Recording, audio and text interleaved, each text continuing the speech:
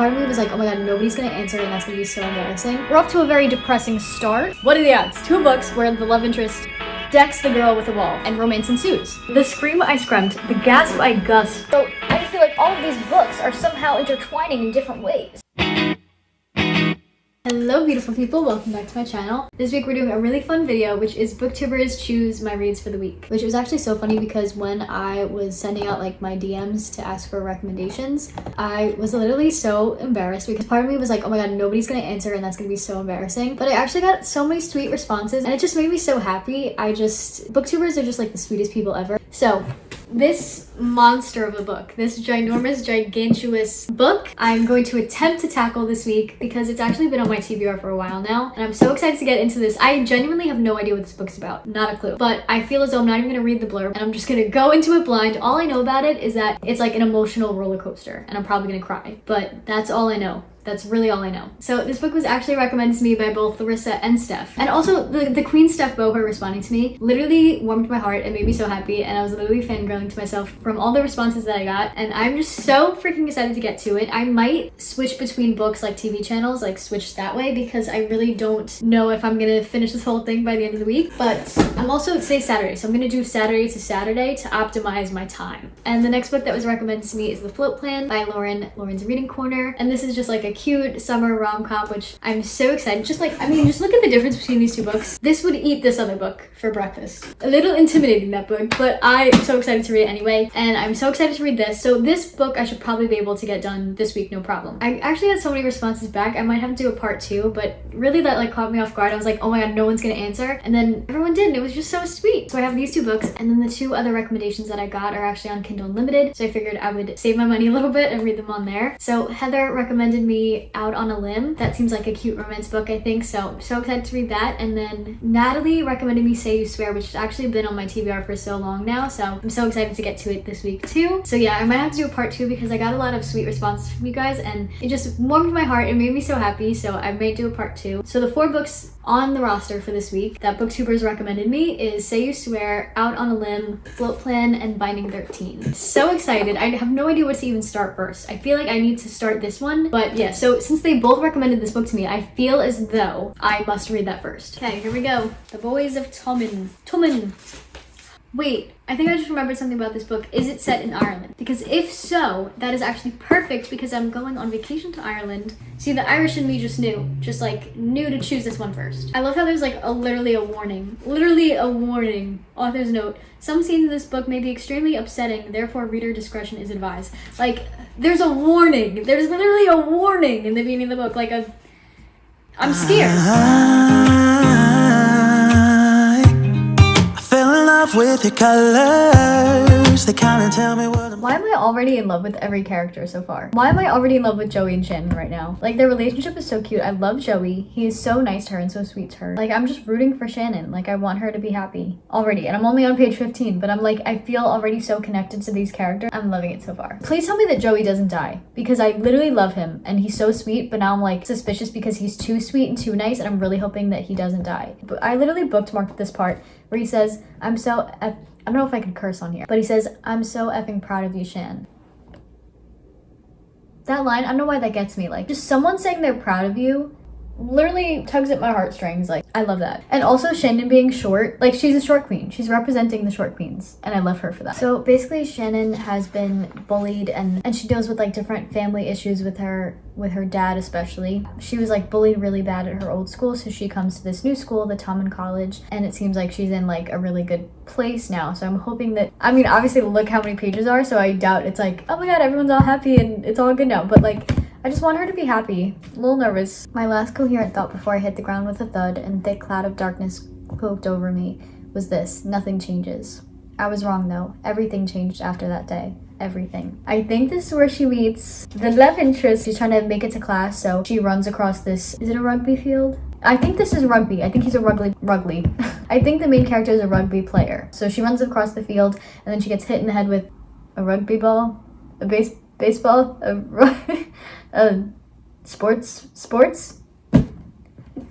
What are they called? Balls in rugby. Looks like a football. Do they call it a rugby ball? And we get his POV. Johnny is his name. I'm literally so excited. I love when it's dual POV. It is 11 o'clock. I literally cannot stop reading this book. That's so cute. So he's saying it was January, I was wet, it was cold, and for some strange disconcerting reason, I was burning the F up on the inside. Because he's holding her, and he loves her now. And he's falling in love with her already. I love it. Hey guys, it is now, what day is it? Tuesday. It is now Tuesday. I didn't read anything yesterday, but I read Saturday and Sunday I read a little bit. So, to update you guys, the float plane that Lauren recommended, I read up to page 47, and I figured I would just like flip between all the books this week, just because I feel like Binding 13 I will definitely not be able to finish this week, but if I can maybe finish a couple books or just like get through, have a little taste of each, you know, for this part 1, then we'll be good to go. But my thoughts so far on the float plane, which I would definitely recommend reading the blurb before going into this, because I did not do so. Which is why I was expecting it to be like, oh my god, a cute little rom-com, which it is not. I mean, I'm only like at the beginning, but it's like we're off to a very depressing start. So kind of like a little warning, I guess. It deals with suicide. Her boyfriend or fiance I think, commits suicide, and he had this whole plan like for them to sail to Puerto Rico, I think. So they had a whole like sailing plan, but then he obviously commits suicide, and she's dealing with like the grief over losing him, and she decides to go on this voyage, but she's not really an experienced sailor, so she ends up hiring this Irish sailor to come with her on this voyage. So obviously like they will end up falling in love.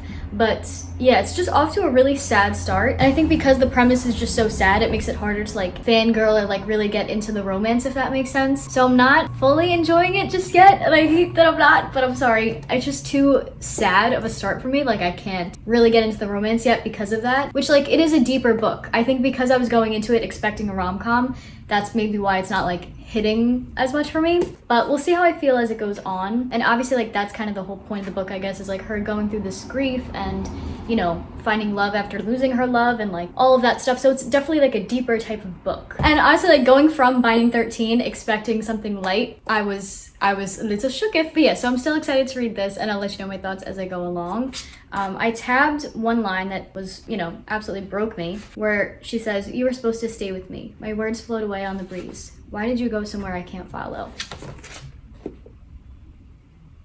Yeah, no words. Just super sad. But I did start Out on a Limb, I think it's called. I'm reading it on my Kindle though. And I also did start Say You Swear. So I like read a little bit of each just to like get myself into it. And you know what's so actually hilarious? Say You Swear, the guy who's like the love interest, Noah, he hits her in the back of the head with a football. And then in Binding 13, he hits her in the head with like a rugby ball. I don't know what you call it, sorry. He hits her in the head with a rugby ball. So it's like two books, like what are the odds? What are the odds? Two books where the love interest decks the girl with a ball and romance ensues. But yeah, so I thought that was pretty funny. Say You Swear is off to a fun start. I love like the little like college like group of friends partying, and it's like all very cute. You have like the best friend's brother trope, but then like that's not what it is, because then you know, you think it's him, the best friend's brother, but it's not, because then Noah comes, and Noah is so much better than Chase. So yeah, really eating it up so far. And then Out on a Limb, Heather, girly, you really surprised me here, because if you told me that this book was gonna be a pregnancy trope and I was gonna still like it,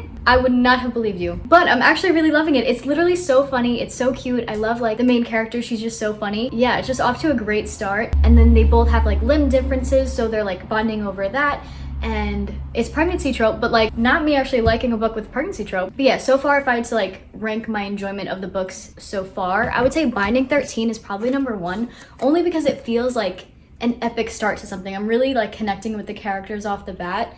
And then the second one I think I'm enjoying is Out on a Limb, just because it's so funny.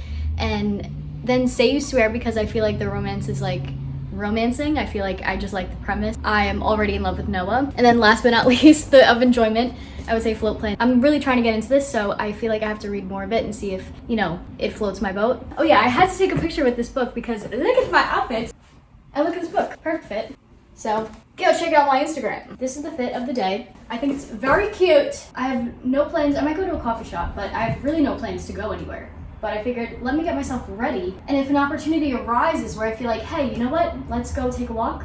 Let's go here. And at least we got a picture with it. So really, I don't even need to go anywhere. Also, I just realized, so in the float plan, Keen, the Irish sailor that I was talking about before, he has a prosthetic leg, and then out on a limb, I think he also has a prosthetic leg. So I just feel like all of these books are somehow intertwining in different ways. Hey guys, it is now Thursday, so it's been a minute, but I just wanted to update you guys because I did finish Float Plan last night, and I love you, Lauren. I mean, it's a touching story, and I think kind of like the Deja glitch where like, if I was scrolling through movies on Netflix and I saw this, I'd probably watch it and probably enjoy it.